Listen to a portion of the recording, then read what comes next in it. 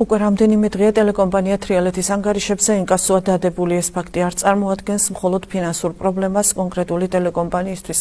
ეს არის მნიშვნელოვანი ზეწოლა მედიაზე, რომელიც სერიოზულ რისკებს უქმნის საზოგადოებას ინფორმაციის თავისუფლად მიღებისა და გავრცელების უფლებაზე.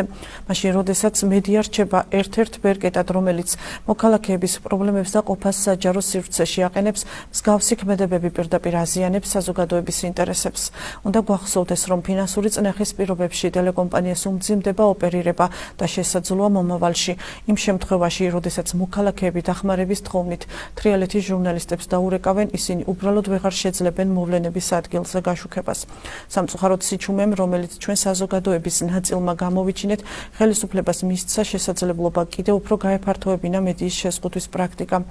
სწორედ ამიტომ მნიშვნელოვანია, რომ დღეს თითოეულმა ჩვენგანმა დააფიქსიროს პოზიცია და სოლიდარობა გამოუცხადოს ტელეკომპანია თრიალეთს.